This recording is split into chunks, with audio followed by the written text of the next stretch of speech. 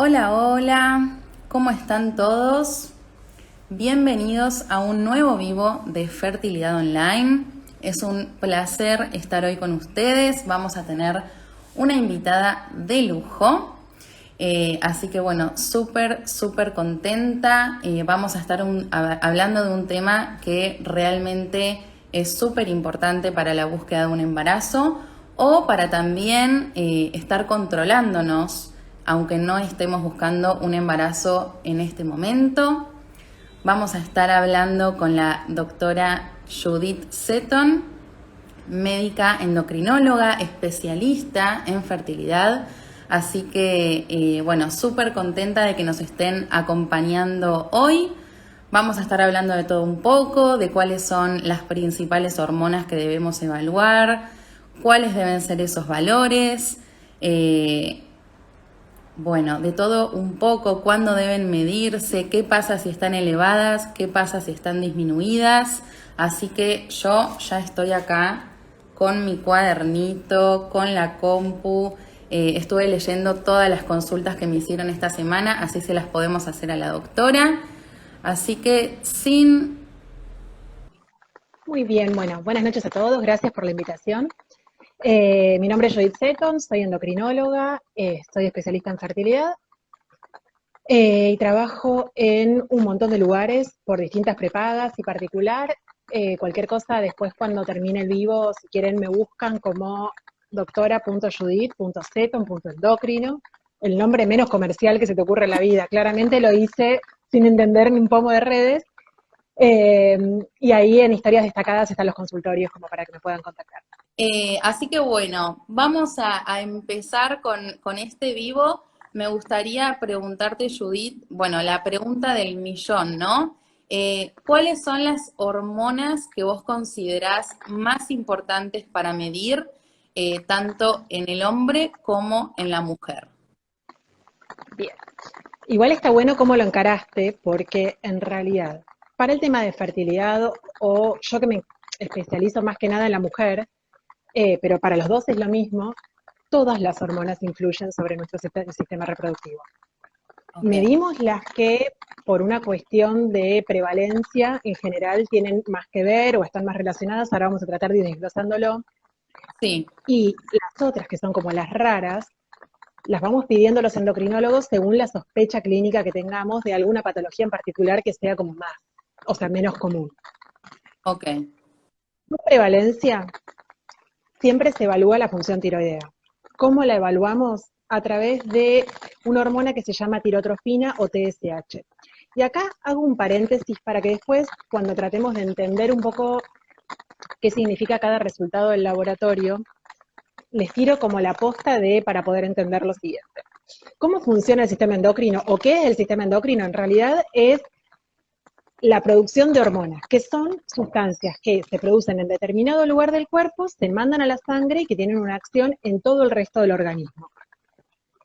bien, Y esto lo va a regular el comandante o el director de orquesta, que decimos siempre que es el hipotálamo y la hipófisis, que están acá en el cerebro. Entonces, tanto el hipotálamo como la hipófisis van a liberar sustancias que van a actuar sobre la glándula pidiéndole que trabaje. La más común dijimos entonces que es la disfunción de tiroides y la evaluamos midiendo la TSH, que es la señal que le manda la hipófisis a la tiroides para que trabaje. Cuando bien, el cuerpo detecta que hay demasiada poca hormona dando vueltas, ¿qué hace? Produce más TSH para decirle a la tiroides, dale, trabaja. Entonces, cuanto más alta está la TSH, quiere decir que detecta que peor está funcionando la glándula tiroides. bien, Bien, un poco esto mismo se trata de entender para el funcionamiento de los ovarios o los testículos. El tema del testículo es como un poquito más complicado, pero nosotros evaluamos para ver cómo funciona el ovario o la famosa reserva ovárica, la ujú, FSH y la LH, que son las hormonas que libera la hipófisis para hacer que en el ovario se produzcan cíclicamente estrógenos y progesterona. bien, Cuando el ovario está declinando su función, la FSH sobre todo empieza a aumentar. Entonces, no hay un punto de corte así como muy establecido, pero después de determinado número, quiere decir que la función del ovario está empezando a declinar, ¿sí? Que igual todo esto es para agarrarlo muy con pinzas, es para darles un pantallazo general, ¿sí? Pero entonces vamos a evaluar, en principio, la FSH, la LH y el estradiol para ver la función del ovario, la TSH para ver la función de la tiroides, y la prolactina, que es otra hormona que se produce acá en la hipófisis, que es la que se encarga normalmente de la producción de leche. Entonces, fuera del momento de la lactancia o del embarazo, no tendríamos por qué tener la prolactina alta.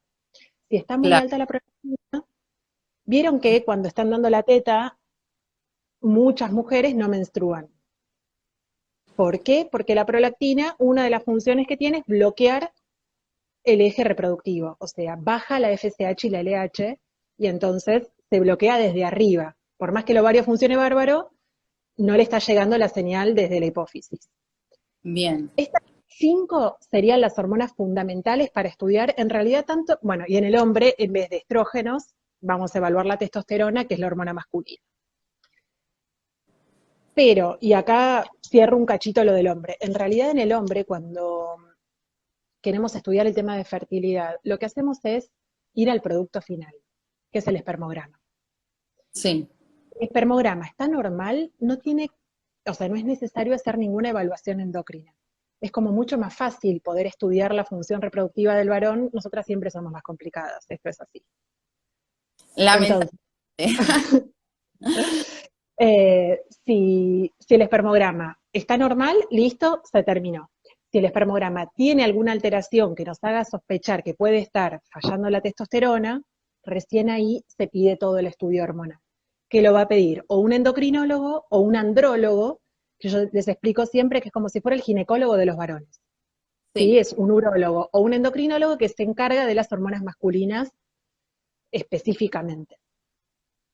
bien. Después, vos frename cualquier cosa, porque si no hago tipo monólogo y es medio aburrido.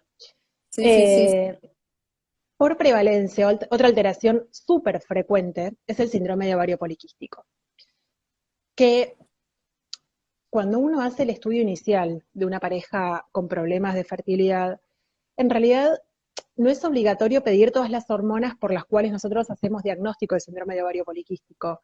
Primero, porque el diagnóstico en principio es clínico, ¿sí? Bien. ¿De qué se trata este famoso SOP o PCO o hay 8.000 millones de formas de llamarlo? Es una alteración funcional del ovario. Nosotras, igual que los varones, también producimos testosterona, solo Ujú. que producimos mucha menos cantidad. En esta alteración, que es funcional, insisto, por más que veamos ovarios con muchos quistes, lo que pasa es que se produce un exceso de hormona masculina, que puede ser la testosterona o hay otras que se piden también. Si el cuerpo genera mucha testosterona o mucha hormona masculina o andrógenos lo llamamos, va a tener diferentes impactos. Ujú. Uno es que, bueno, puede producir hirsutismo, como dijo una de las chicas, acné, que tiene que ver con los receptores de testosterona en la piel. Bien. Después, va a frenar la ovulación, que es lo que necesitamos todos los meses para que nuestro óvulo se encuentre con el espermatozoide. Claro, por eso también hay muchas chicas con SOP que dicen que todos los meses no les viene quizás cada 3, 4, 6 meses. Exactamente, o cada 45 o 50 días, que es lo más habitual. ¿Qué quiere Bien, decir esto? Cuando tenemos ciclos tan largos es porque probablemente no estamos ovulando. bien, Entonces, para que se produzca la menstruación o idealmente el embarazo, ¿no? En este contexto en que estamos hablando nosotras, eh, dividimos al ciclo en dos partes. La primera mitad, que se llama fase folicular, que es cuando va aumentando la producción de estrógenos y vamos preparando al mejor óvulo para que salga a la carrera. ujú, Y la segunda mitad, que va a pasar, o sea, se produce progesterona y que si el óvulo es fertilizado, se sigue produciendo progesterona y no vamos a menstruar nunca, pero si el óvulo no es fertilizado, el cuerpo lúteo, que es el que produce la progesterona, muere Entonces, cuando baja la progesterona, menstruamos porque se descama el endometrio. Bien. Si nosotras no ovulamos, no producimos progesterona, entonces no se producen los cambios necesarios en el endometrio para ovular, para menstruar, perdón. Ok. No, me quedé leyendo un comentario. Entonces, decía, en el síndrome de ovario poliquístico tenemos como 3 cosas característicamente. Una es el exceso de hormona masculina, que puede ser clínico, con hirsutismo o acné, o bioquímico, y para eso necesitamos el laboratorio.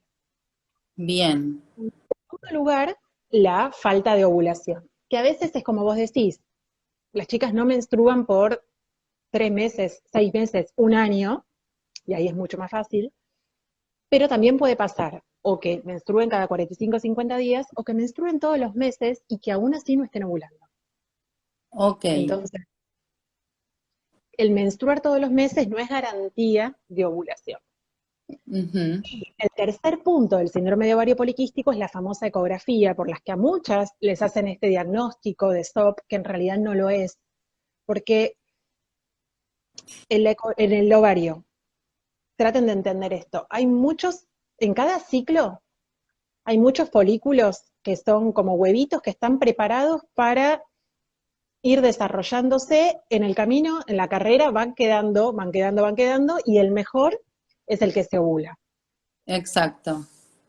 Y por X razón, que no necesariamente tiene que ser un síndrome de ovario poliquístico, no levantamos la barrera para que se ovule, hay muchos que quedan en el camino y se van formando como coronitas en la periferia del ovario, donde se ven muchos quistecitos. Bien. Entonces, este ovario poliquístico puede ser por el SOP o puede ser por cualquier otra razón que nos esté bloqueando la ovulación. ¿Sí? Bien. Entonces, la ecografía no va a ser diagnóstico. Ok. Y cuando tenemos un diagnóstico clínico muy claro, en realidad pedimos las hormonas en el laboratorio, pero medio que ya te vas del consultorio con la certeza para mí que tenés síndrome de ovario poliquístico. ¿Y No siempre cuáles está. digamos, esas hormonas que vos le pedirías a una chica en la que sospechás que tiene síndrome de ovario poliquístico? Bien. Va a depender en realidad también de las manifestaciones clínicas, pero siempre vamos a pedir la FSH y la LH, que son las que regulan cómo funciona el ovario, dijimos. Siempre que pedimos Ajá. FSH, pedimos estradiol porque se maneja todo junto. Vamos a pedir también la función de la tiroides y la prolactina. ¿Por qué? Porque esto es lo que me olvidaba de decirte, el diagnóstico de síndrome de ovario poliquístico es por descarte. Si bien el 8-10% de las mujeres en edad fértil tienen este síndrome, entonces es recontra frecuente, hay muchas cosas que se parecen al SOP y no son SOP. Un Ok. hipotiroidismo, por ejemplo, te puede producir anovulación y nos va a mostrar en la ecografía el ovario poliquístico. Ok.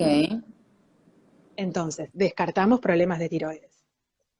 La prolactina alta va a producir anovulación también y puede producir acné, entonces tenemos que descartar que la prolactina esté alta. Bien. Y después yendo concretamente a las hormonas masculinas, los andrógenos, Ujú. estas son la testosterona, que tratamos de pedir, y acá es más difícil de entender, pero se llama, bueno, la testosterona total es toda la testosterona que anda en la sangre dando vueltas. Pero mucha de esta testosterona está pegada a una proteína que la llamamos proteína transportadora, que es como si fuera un autito. Ajá. Toda la que está pegada a la proteína transportadora no puede ejercer su acción, solamente la que va a estar suelta. Entonces, medimos la testosterona total y la testosterona biodisponible, que es la que está suelta. ¿Por qué? Porque el SOP se asocia mucho a insulinoresistencia, que ahora hablamos de eso. Y la Bien. insulinoresistencia lo que hace es bajar la cantidad de autitos que hay en la sangre. Bien. Entonces, nos va a importar más la testosterona biodisponible Y también nos va a importar medir esta proteína transportadora que se llama SHBG o GLAE, porque es un marcador indirecto de insulinoresistencia. Bien. Bien, entonces dijimos, texto total, texto biodisponible, la proteína transportadora. También vamos a medir, son nombres que son un chino, chicas, pero yo se los digo así porque estoy para jugar al ahorcado. Delta 4 androstenediona, que es una hormona masculina que se produce en el ovario y que es la que característicamente está alta en el Oh, síndrome de ovario poliquístico. Es como que medio que no falla, esa siempre está alta, si es que alguna va a dar alta, ¿no? bien. Algo levemente alta o muy alta. Cada persona es un mundo, cada organismo funciona distinto, ¿sí? Sí.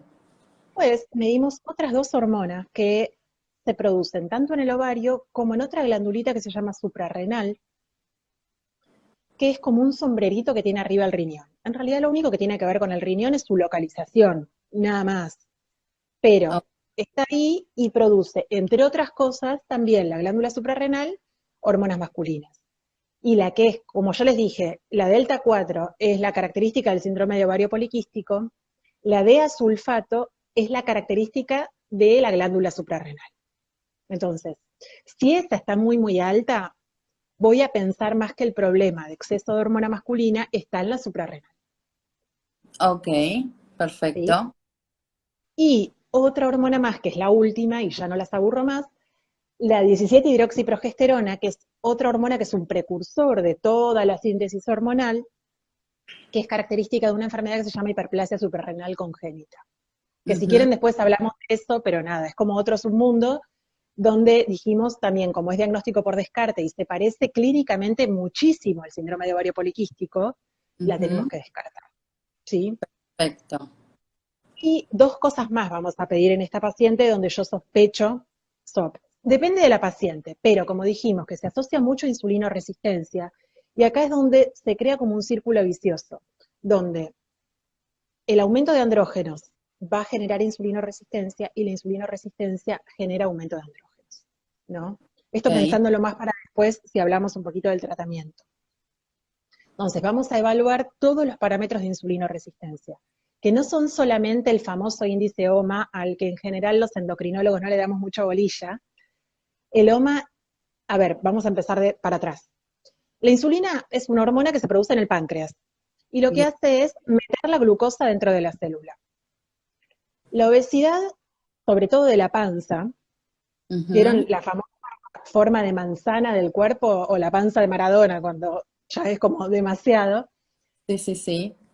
La grasa abdominal es un órgano endocrino, produce un montón de cosas que entre otras cosas me van a generar resistencia a la insulina. Bien.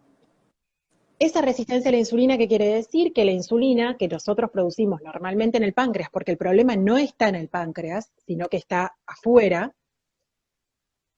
va a obligar a nuestro páncreas a trabajar en exceso para superar esa barrera. Bien. Mientras va a laburar por 3, por 4, por 5, lo que necesitemos para superar la barrera, y de golpe vamos a tener glucemias, o sea, glucosa en sangre normal, pero eso no quiere decir que estemos bien, porque a Claro. veces tenemos insulina muy, muy altos. Este famoso OMA es un cálculo matemático muy cuadrado que se hace entre el nivel de glucemia y el nivel de insulina. Pero no es el único parámetro de insulinoresistencia, y de hecho el dosaje de insulina en sangre, si bien muchos de los endocrinólogos que hacemos fertilidad lo hacemos, todos mis colegas me van a criticar, porque toda Ujú. la vida he repetido que tiene mucha variabilidad bioquímica, ¿no? Ajá. Como que hoy de golpe te da 15, mañana te da 12 y pasado te da 10. Y no es porque te hayas portado mejor, sino porque es un problema de la técnica de laboratorio y de la producción nuestra, que no todos los días es la misma. Entonces, Bien. evaluar insulinoresistencia, primero nos guiamos por parámetros clínicos. Lo clásico es Ujú. la famosa acantosis nigricans, que son estas manchas negritas acá atrás del cuello, o en Ujú. las axilas, en la ingle, en todos los pliegues, Ajá. que algunos casos de obesidades más importantes incluso lo hemos llegado a ver tipo acá, acá, en todos lados. Eso Bien. tiene que ver con la insulinoresistencia. Pero también evaluamos el colesterol bueno, los triglicéridos, el colesterol malo, esta proteína transportadora de hormonas sexuales, un montón de cosas más que usamos como parámetros para agarrarnos y además también no solamente el peso corporal, sino la circunferencia de cintura, que Oh, nos va a dar la idea de cómo está distribuida esa grasa. bien, Hablé bien, mucho. bien. Y ahora, no, me queda así como resonando en la cabeza porque yo tengo síndrome de ovario poliquístico y una de las hormonas que a mí más me llamó la atención en su momento cuando me la estudié fue la antimuleriana que me dio mayor de 5. A eso iba también. Claro, entonces hay muchas chicas que me preguntan porque, claro, uno pensaría, digamos, uy, tengo una excelente reserva ovárica porque me dio mayor de 3, pero bueno, también está relacionado con esto, ¿no? Sí. La hormona antimuleriana, para que lo entiendan un poco relacionado con lo que hablábamos antes, la producen los folículos chiquititos, los que están empezando a crecer. Entonces, la pedimos muchas veces para evaluar la reserva del ovario, o sea, para saber qué potencial de desarrollar 1, 2, 3, 5 folículos cuando hagamos un tratamiento o espontáneamente un folículo vamos a tener. Y ahí se usa como punto de corte en realidad para ver si está muy baja.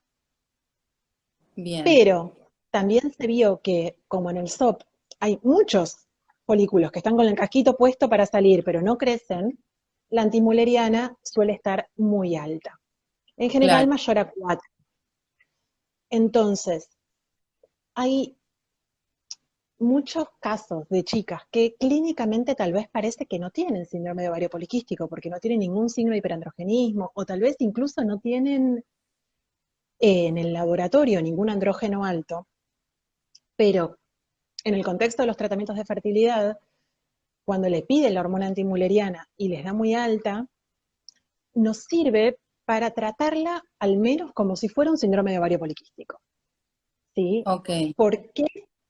Porque el gran riesgo del SOP es que en general la reserva ovárica está mantenida. Es cierto, no es muy mm, confiable el valor de antimuleriana, pero tiene muchos folículos que potencialmente, si levantamos la barrera, pueden salir.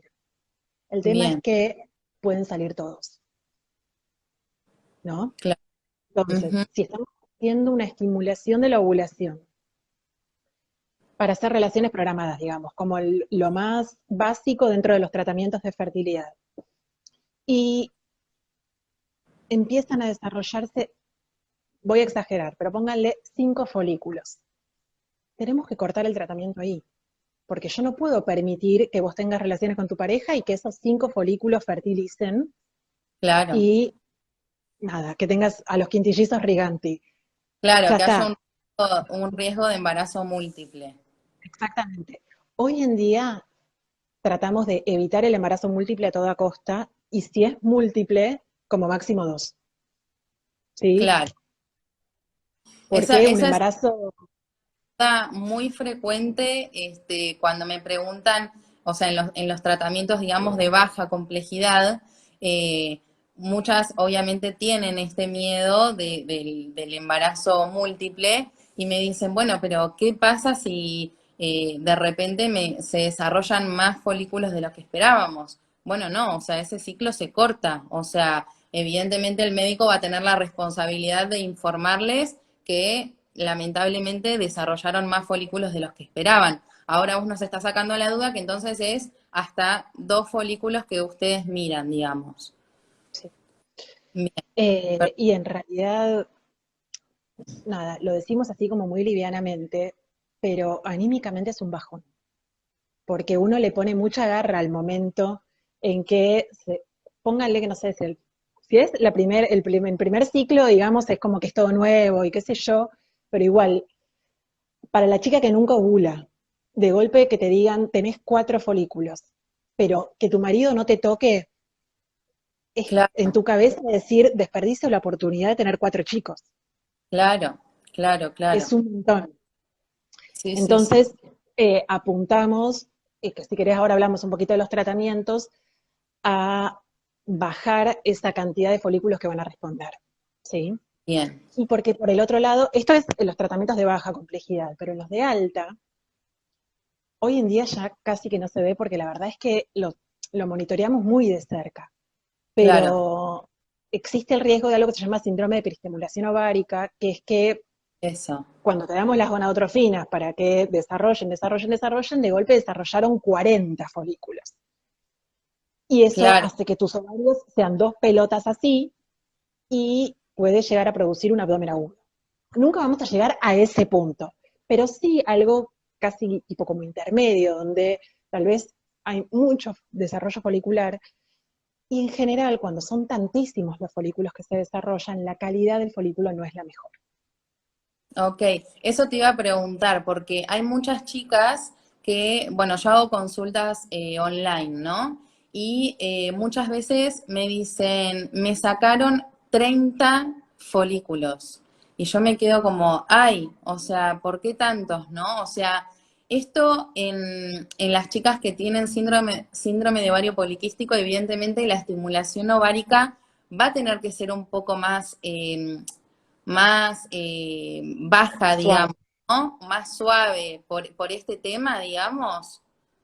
Sí, pero no. En realidad es súper difícil en algunas pacientes porque muchas veces, incluso vayamos, digamos, a lo de menor complejidad, ¿no? Como que usamos el clomifeno, que es una pastilla que se toma 5 días al mes, es como lo más básico, no responden, ¿no? Porque es tan alta esta barrera que tenemos que, por más que le demos medicación, no responden. Entonces, Ujú, ¿qué hacemos? Al ciclo siguiente decimos, bueno, en vez de darte un comprimido, te doy dos. Y ujú. cuando hicimos dos, hizo tuc y se fue para el otro lado. Es como que hay que saber manejarse bien caminando sobre la delgada línea. Es muy Claro, difícil. ok, ok, Ahora, te dije antes, pongan no sé, el 10% de las mujeres en edad fértil, 8, 10, tienen síndrome de ovario poliquístico. No todas van a responder de la misma manera, así que tampoco encaren un tratamiento con miedo, ¿no? claro, Porque hay muchísimas mujeres con SOP que se embarazan espontáneamente, incluso sin quererlo, vamos a ponerlo como en el extremo, sí, sí, sí. eh, y en la otra punta hay muchísimas a las que les cuesta horrores lograr un desarrollo folicular como corresponde. Así Ujú. que es tan amplio el espectro que no podemos unificar SOP, ¿no? Y eso veo que pasa un montón, como que ponen a todas en la misma bolsa o todas se sienten en la misma bolsa y no es así. Sí, sí. Sí, obviamente que siempre yo les digo que cada caso es único y por eso existe la medicina personalizada. Así que obviamente en los vivos nosotros damos como una información general, pero no quiere decir que todas las personas que tengan estas patologías funcionen de la misma manera, ¿no? Por eso hay que hacer estudios, hay que ir a un médico que te escuche, que te haga todos los análisis correspondientes y te evalúe tu caso particular, ¿no? Este, ahora, Judith, ahora que estábamos hablando tanto de la hormona antimuleriana y todo, me gustaría irme también al otro extremo, cuando la antimuleriana da baja, o sea, da menor a uno que, bueno, vos me vas a corregir, pero lo que se espera es que dé entre uno y 3, y hay muchas chicas que tienen baja reserva ovárica que esta hormona les da menor a uno. Muchas me preguntan hasta dónde uno se tiene que preocupar, por así decirlo. O sea, ¿cuál es el valor que vos considerás, por ejemplo, bueno, analizando todo un caso, ¿no?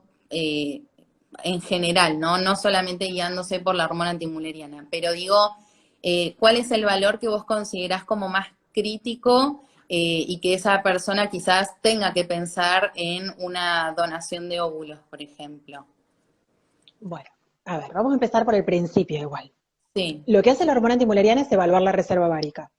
No sí, es el único parámetro que usamos para evaluar la reserva ovárica. exacto. Vamos, desde lo más primitivo, digamos, como que lo que usábamos históricamente, que es el valor de FSH con el estradiol, Ujú. en determinado momento del ciclo, y esto es recontra importante porque me siguen cayendo pacientes que les piden al laboratorio y no sé si no se lo aclara el médico o qué pasó, los valores hormonales están estandarizados para determinado momento del ciclo. Sí, Entonces, entre el segundo y el cuarto o quinto día, evaluamos FSH y estradiol.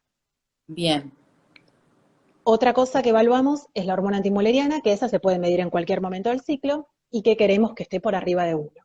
bien, El tercer parámetro que evaluamos es el conteo de folículos centrales, y eso junto con la hormona antimuleriana es a lo que más bolilla le vamos a dar. bien, ¿Qué es el conteo de folículos centrales? Te hacen una ecografía y cuentan cuántos huevitos hay preparados para salir, ¿sí? exacto. Y el cuarto parámetro, que no es menor, es la edad, y es el más definitivo de todos. ¿Por qué? Porque todo lo que nosotros evaluamos de reserva ovárica tiene que ver con cantidad de óvulos, Ujú, pero no con calidad. Y lo único que nos habla de calidad es la edad. No es lo mismo tener una hormona antimuleriana de 0,4 a los 28 años que tener una ujú, hormona antimuleriana de 0,4 a los 39. ¿Por bien, qué? Pongámosle la chica de 28 que tiene una antimuleriana de 0,4. ¿Es lo esperable? No, obviamente, digamos, sí, como que llama la atención, pero hacemos una estimulación ovárica y por más que crezcan 2 folículos, lo más probable es que uno o los dos tengan altas chances de ser fertilizados. bien, En cambio, a los 37, 38, 39 y de los 37 en adelante, ujú, viendo la cantidad de folículos, pero también la calidad de los folículos. Entonces, es probable que consigamos 2 folículos también, pero de regular calidad. Entonces, es muy probable que esos no fertilicen o que fertilicen y que no lleguen al quinto día como para poder transferirlo y que termine en un embarazo evolutivo. Nada es bien, categórico, ¿sí? Como siempre dicen, ¿viste?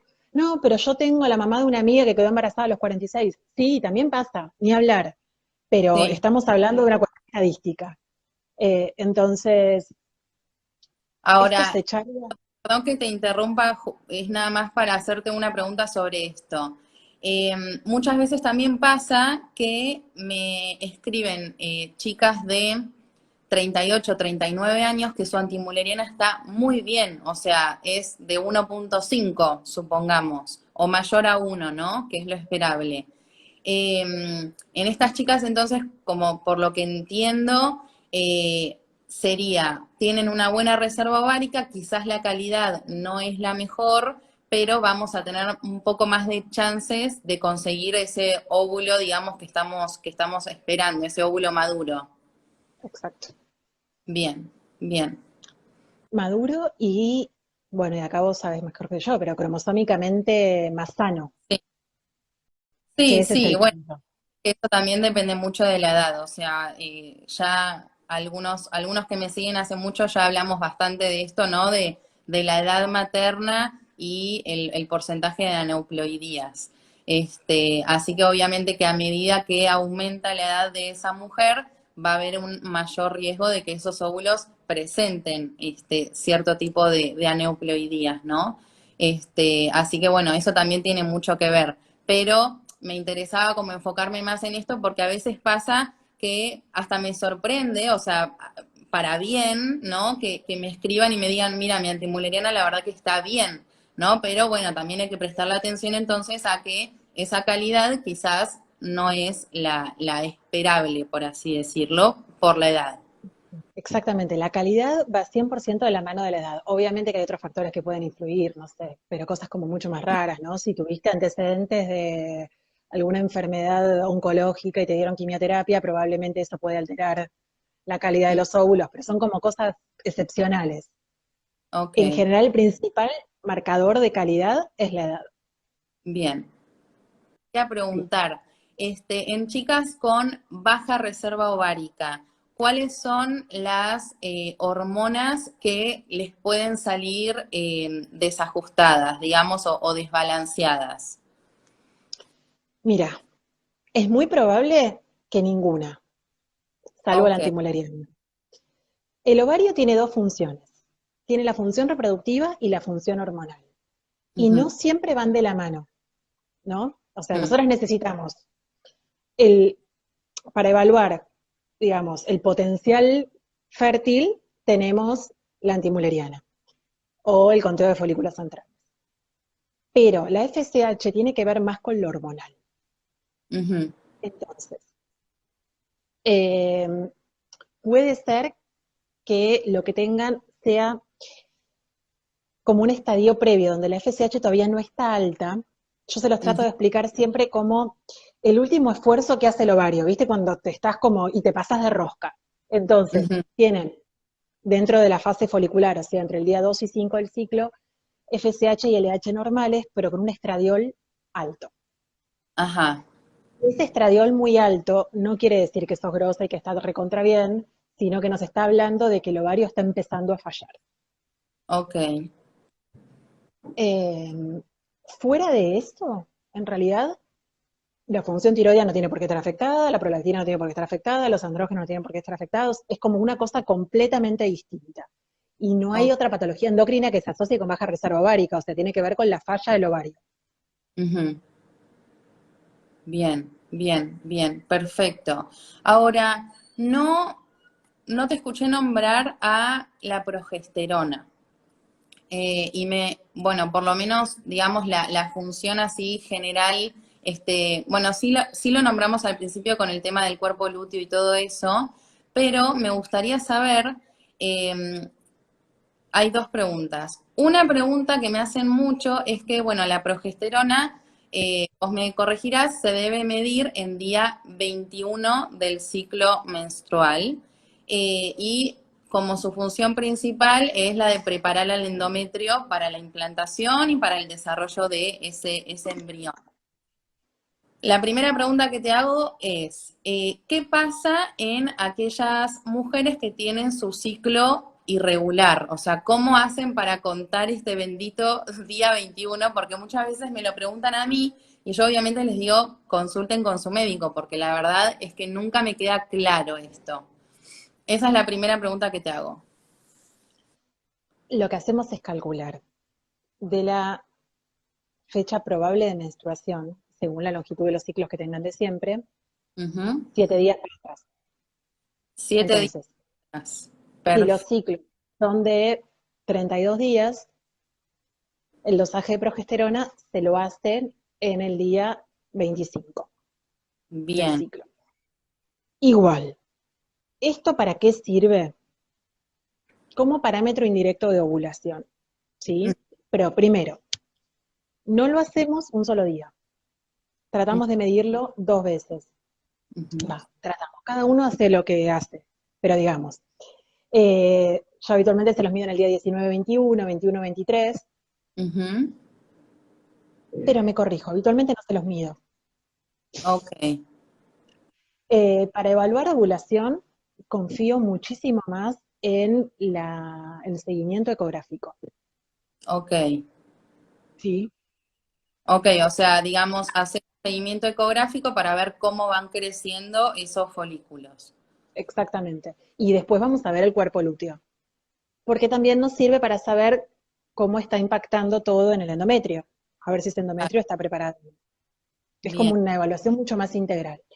Si queremos evaluar la progesterona, sí se hace en 2 días, queremos que esté por arriba de 10 para saber que ovulaste, y en Ujú. realidad lo que tratamos de hacer es en 2 días porque yo quiero que se mantenga. Si después cae demasiado, por Ujú. debajo de 5, estaríamos haciendo diagnóstico de algo que es controvertido, bastante controvertido, pero que se llama fase lútea inadecuada. ¿Qué quiere Ah, decir? Que ovular como corresponde, pero que ese cuerpo lúteo no es capaz de producir la progesterona que necesitamos como sostenida. ajá. Entonces, podría llegar a asociarse a falla de implantación o a abortos en los primeros días, digamos, las primeras semanas. Ujú. Súper controvertido. Sí. eh, y Y en a esta general, se decide, digamos, administrarle una progesterona, digamos, externa, me imagino. exactamente, Bien. exactamente, lo que se hace es fase lútea con progesterona. Bien, bien. Y había una chica que me había preguntado, que ella le habían transferido a su embrión, creo que hace 7 días, y se hizo una medición de progesterona y la tenía en casi 4, tomando progesterona externa incluso, o sea, 2 veces al día. ¿Puede llegar a pasar esto o no? Que no suban los niveles de progesterona por más que estés tomando algo externo. ¿Y por qué le pidieron progesterona? La verdad es que ni la medimos, esa es la cosa. Lo hizo porque ya tiene bastantes años en el tema de la fertilidad y bueno, parece ser que tenía siempre un problema con esto y se lo hizo, digamos, por su cuenta. eh, y bueno, cuando vio este valor se empezó a preocupar también porque dijo, ¿cómo puede ser que tomando progesterona externa tampoco me suban estos niveles? Habría que ver qué progesterona está tomando y si se Mm, dosa en el laboratorio o lo que está haciendo es inhibir la producción de progesterona endógena. ok, ok, Pero igual nada, o sea, la verdad es que no se mide, no tiene mucho sentido para nada. Hay otra cosa que sí se está haciendo ahora en determinados centros de fertilidad, que es evaluar el nivel de progesterona previo a la transferencia, porque claro. si está muy alta, ven que el endometrio es como que está en un estadio que no está receptivo, entonces postergan la transferencia para otro ciclo. O sea, ¿cuáles Eh, tienen que ser los valores óptimos de progesterona antes de la transferencia? Menor a 2. Menor a 2. Ok, ok. O sea, porque yo, bueno, digamos, tenía entendido que en día 21 del ciclo uno espera que dé entre 10 y 20. Exacto. Pero no Ok, estamos hablando de un ciclo, o sea, estamos hablando de un ciclo sustituido sí, o manoseado. ok, ok, En ok. realidad creo que lo que hacen es evaluarlo, bueno, menor a 2 es seguro al principio, en fase folicular. Ujú, No sé qué corte están tomando porque no creo que lo midan previo a la transferencia, sino que lo miden en fase folicular. ujú, ¿Sí? Yo, sinceramente, como no lo hacen en el centro donde trabajo, no sé muy bien, ujú, pero te lo comentaba más que nada pensando en el caso de esta chica que tal vez le venían pidiendo dosajes de progesterona por esto, ujú. porque si no, no tiene sentido medírsela en fase lútea. Ok, ok, O ok. sea, digo, en el medio del tratamiento. Bien. Acá hay una pregunta que dice, ¿tiene relación la LH alta en día 3 y la progesterona baja en día 21? Eh, no, pero me hace pensar en lo siguiente y en otra cosa que no hablamos. Yo les decía, a ver, un poco porque después nos desviamos con esto. Sí. El diagnóstico de síndrome de ovario poliquístico es clínico y dentro de lo bioquímico es descartar el resto y ver los andrógenos altos. Pero hay un montón de parámetros bioquímicos que nos ayudan, como la antimuleriana alta, y otra cosa que nos ayuda es que característicamente las chicas con SOP, en la fase folicular, o sea, al principio del ciclo, la LH está más alta que la FSH, cosa que no sucede habitualmente en nosotros, que más o menos la relación es 1 a 1. Ajá. Entonces, digo, no sé, tendría que entender bien el caso de esta chica que hablaba, pero digo, capaz que tenés un síndrome de ovario poliquístico y por eso no estás ovulando, ¿no? Bien, Como, bien. Acá preguntaban también cuándo se deberían considerar como regulares un ciclo menstrual, o sea, de qué día a qué día. lo prehistórico era entre 21 y 35. Ahora Sí, se tiende más a hablar, perdón, entre 21 y 35 días, quiero decir. sí, Ahora tendemos más a hablar entre 24 y 40, 42 días. ok. Como que se corre un poquito, me asusta, entre comillas, un poco más que los ciclos sean más cortos. Bien, bien, perfecto. Acá también preguntaron sobre el estradiol bajo. El Estradiol. estradiol solito Mm, nunca dice nada. Lo que tenemos que hacer es evaluarlo junto con la FSH, sobre todo. bien, Eh, Hay que ver. Pero es muy común que al principio del ciclo esté bajito porque es lo que pasa habitualmente. El estradiol va subiendo en la medida que se van desarrollando los folículos.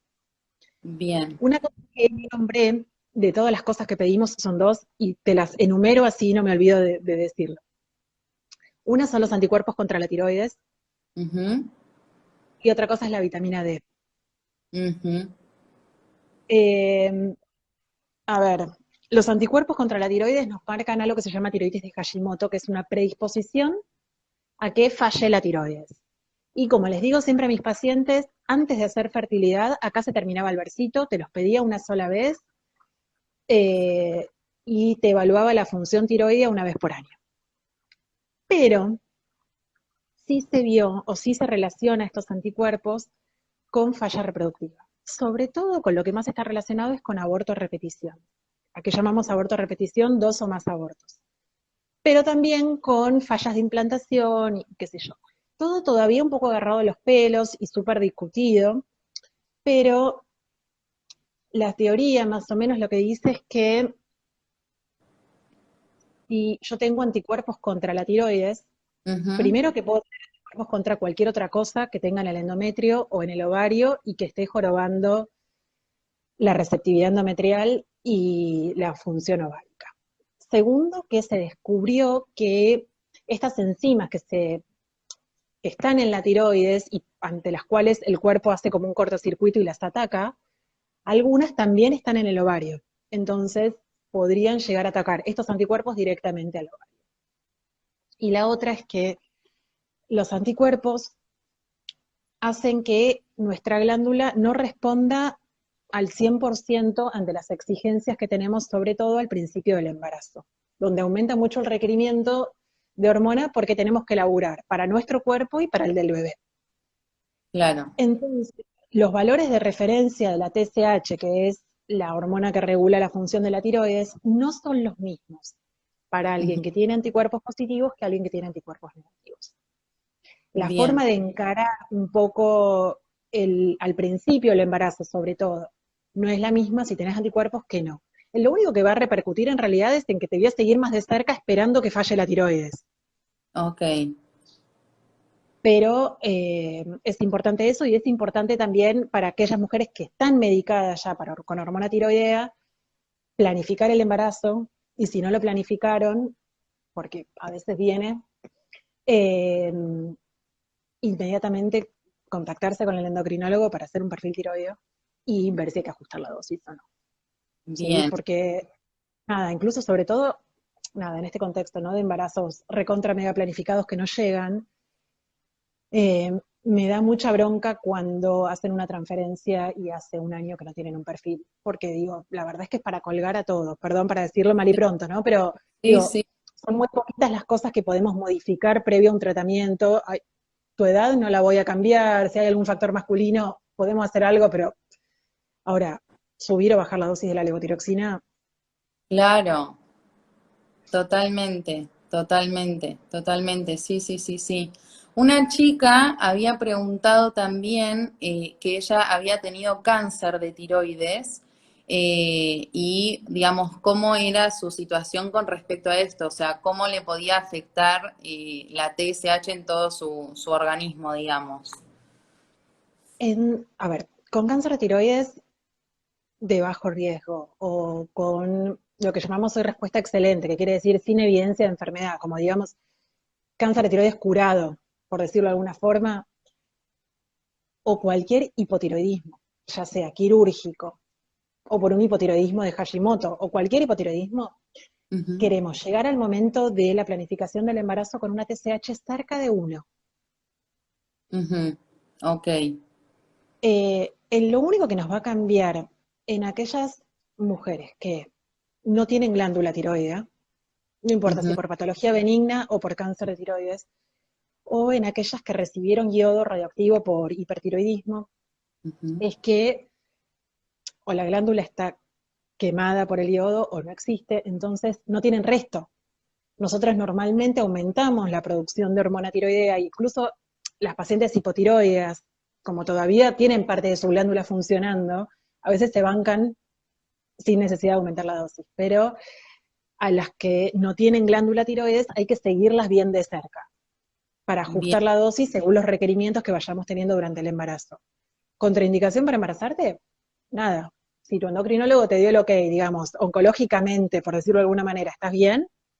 Nada, simplemente asegurarnos de estar con la dosis adecuada. Perfecto, perfecto. Ahora, también me gustaría que hablemos, o sea, hay muchas dudas con respecto a qué días del ciclo yo me tengo que hacer, o sea, me tengo que medir cada una de las hormonas. Hay muchísimas dudas con esto y me sorprende que me lleguen, digamos, consultas de chicas que me digan, no, el médico me dijo que me las tome todas cuando quise, o sea, que vaya y me haga el examen. Y yo hago como, ¿cómo puede ser esto? O sea, esto es muy normal que me pase y te juro que me sorprende. Así que me gustaría que, digamos, todas las personas que nos estén mirando del otro lado, por más que el médico no nos indique un día en particular, me gustaría aclarar esto, ¿no? O sea, ¿qué día del ciclo yo me tengo que medir cada una de estas hormonas? La única que no importa en qué momento del ciclo es la hormona tiroidea, o sea, la TSH. Eso puede ser claramente en cualquier momento. Bien, Las gonadotrofinas, o sea, FSH, LH, estradiol y los andrógenos, no me cabe ninguna duda de que hay que hacerlo entre el segundo y el quinto día del ciclo. ¿A qué bien, llamamos día del ciclo? El primer día es cuando te baja rojo, no la bien, manchita marrón que se prolonga, qué sé yo, rojo, ¿sí? Y podés ir hasta el quinto día, por más que al quinto ya no estés menstruando, porque hay chicas que les dura poco, ¿sí? bien. Con la prolactina, es distinto. En realidad, si te vas a hacer toda la batería de estudios, obviamente te haces todo junto. Pero la prolactina se vio que no importa tanto sino en qué momento el ciclo sea. Siempre les Bien, decimos, queda alguna dudita y qué sé yo, por si acaso se te lo entre el segundo y el quinto. Aumenta un poquito en fase lútea, pero muchas veces, no sé, yo tengo, por ejemplo, una consulta de una paciente que me dice menstrué hace 8 días. Y nada, el mes que viene voy a empezar con el ciclo de prueba, entonces me van a dar un montón de estrógenos y progesterona y qué sé yo, bla, bla, bla. Entonces, para no esperar 2 meses para hacerle el estudio, prefiero que vaya mañana, por más que sea día 9 del ciclo, y se haga el ujú, análisis.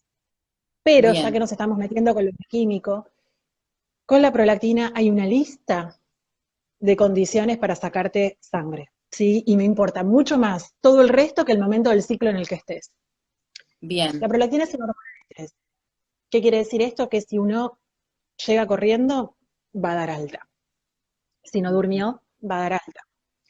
Si, se, si hizo una clase de CrossFit a las 11 de la noche y se va a sacar sangre al día siguiente, va a dar alta. Si tuvo relaciones a la mañana temprano y después se va a sacar sangre, va a dar alta. ujú, Eh, entonces, como les digo, no me importa tanto el momento del ciclo, pero sí respetar. No hacer actividad física intensa el día anterior, tratar de dormir bien a la noche, despertarte 2 horas antes, sacarte bien, sangre antes de las 9 de la mañana, no bañarte a la mañana porque tratamos de evitar cualquier cosa que roce la región mamaria. ok, Y les dije las relaciones el día anterior, no, eso, bien. ¿sí? Bien, perfecto. Bueno, entonces dijiste FSH, LH y estradiol entre el día 2 y entre el día 5. Bueno, la prolactina con todas estas características fundamentales para tomársela. Nos falta progesterona, antimuleriana. Bueno, la TSH dijiste que cualquier día del ciclo. Y no sé si consideras Los, algún. los andrógenos también tienen que ser entre el segundo y el quinto día del ciclo. Recontra importante. Ustedes piensen Bien, que somos medio relojito y que todos los meses va pasando lo mismo y que en determinado momento del ciclo las hormonas están abajo, empiezan a subir, ovulación, y empiezan a bajar y empiezan a bajar.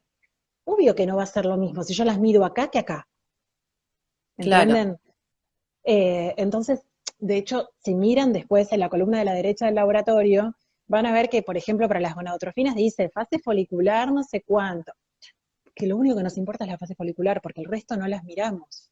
O sea, no te vamos a bien, pedir salvo excepciones que se pide LH y estradiol, digamos, para la estimulación y qué sé yo, eh, no te vamos a pedir gonadotrofinas en otro momento del ciclo.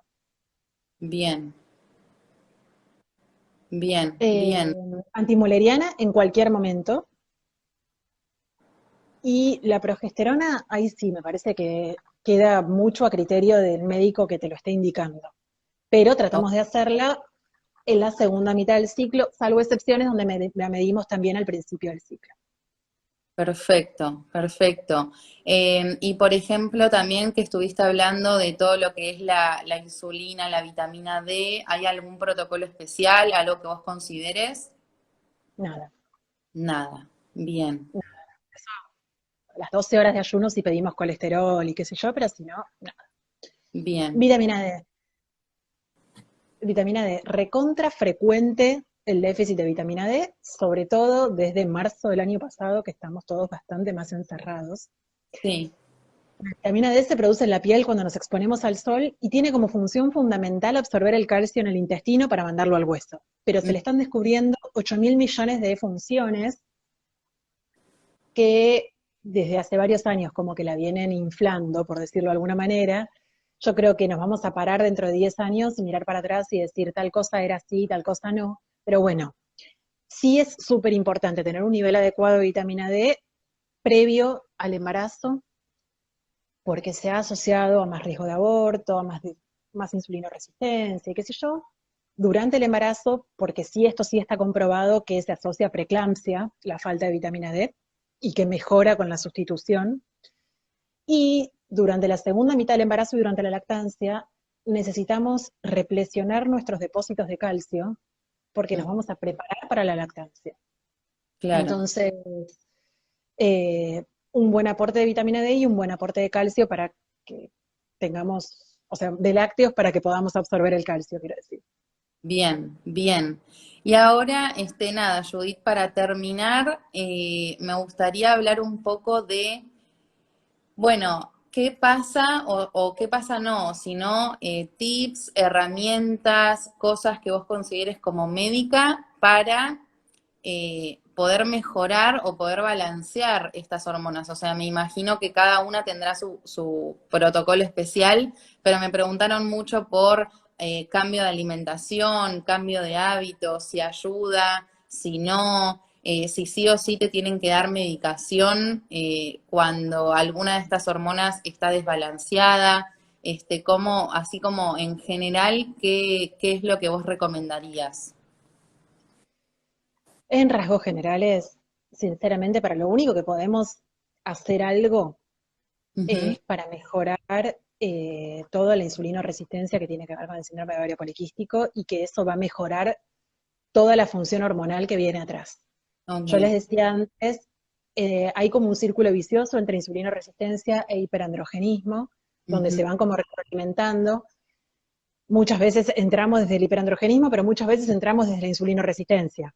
ujú, Sí vemos que los cambios de hábitos que no necesariamente tienen que ver con el sobrepeso o la obesidad. ujú. Eh, Hay gente flaca que tiene hábitos muy malos y los podemos corregir, Sí, y sí, sí. eso va a hacer que empiecen a menstruar regularmente. Muchas veces recuperan las ovulaciones espontáneamente con el descenso de peso o Bien, con esta incorporación de hábitos saludables, llevarlos de la mano de actividad física, lo que te guste, pero que lo mantengas.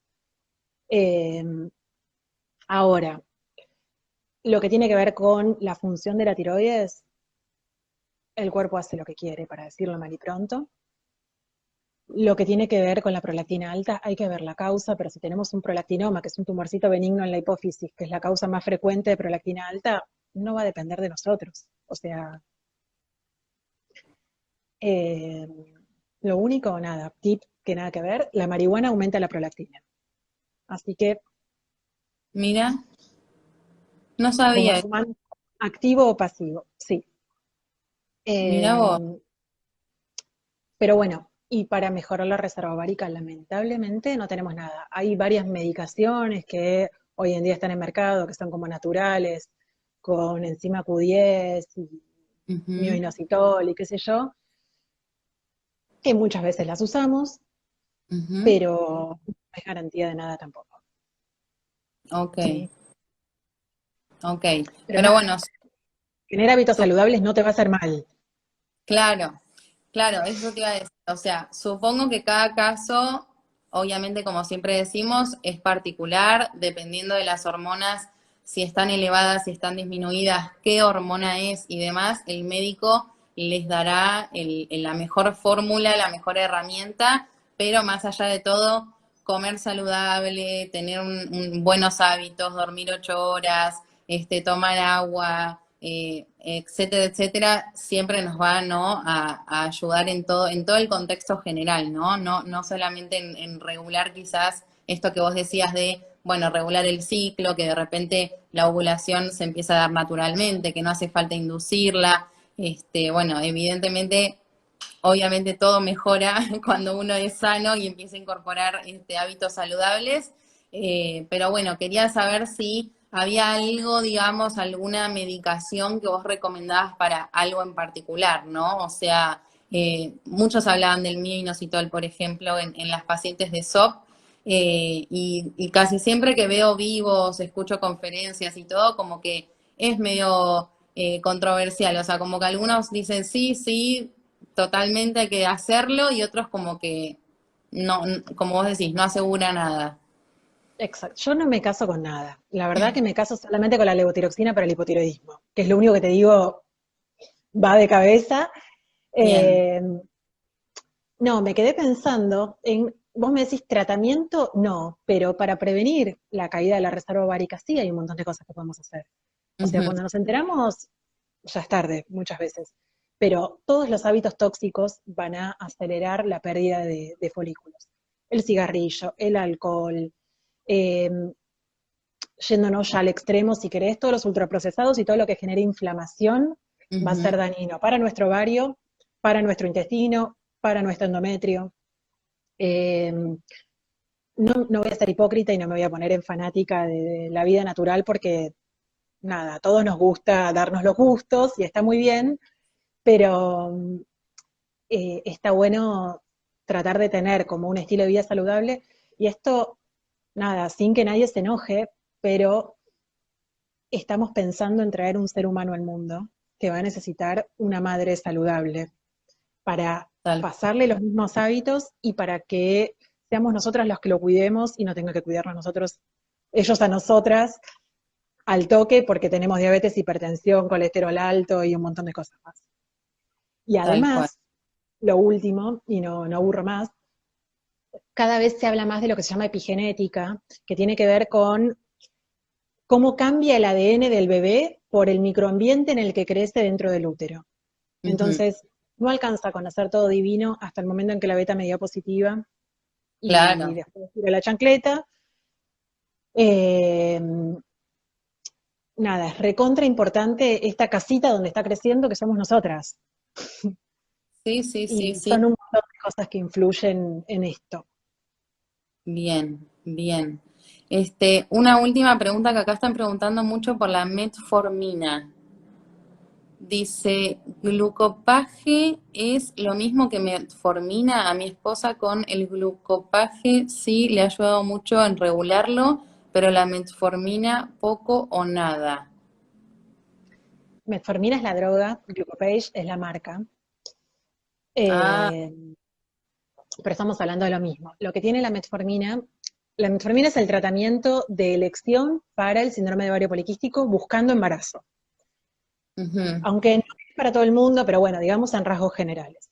sí, ¿Qué hace la metformina? Baja la insulinoresistencia. Como dijimos, corta el círculo.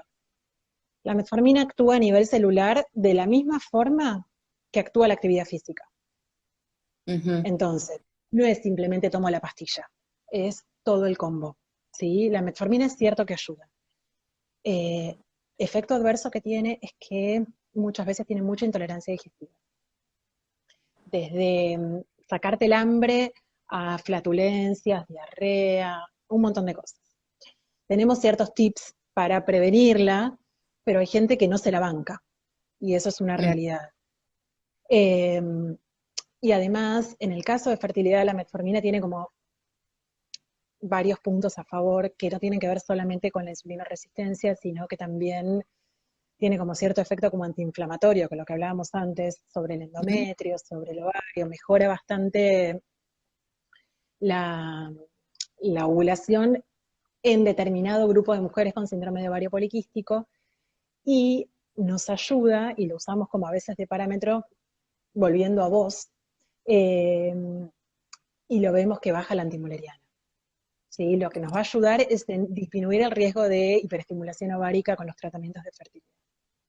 Ok, ok, perfecto.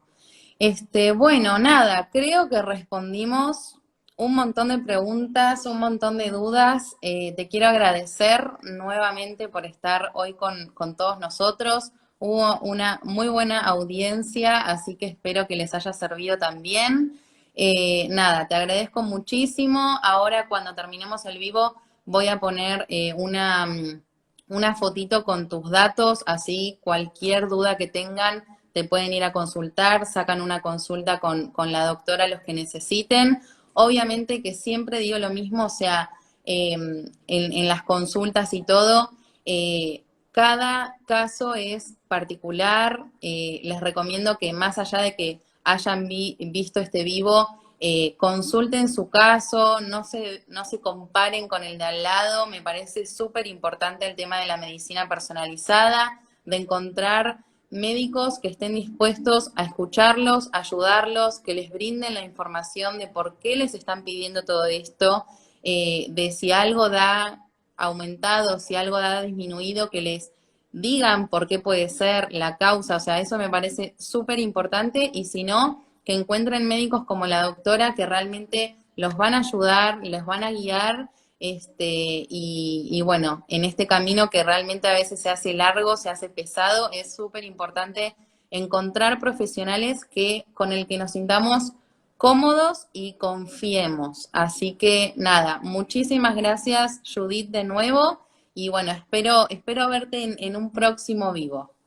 Cuando quieras. Gracias por la invitación de vuelta. Y eso, cualquier duda, nada, me mandan mensaje, lo comentan en el video que va a quedar grabado, lo que quieran. Dale, dale, buenísimo. Bueno, un saludo a todos, gracias por estar del otro lado, nos vemos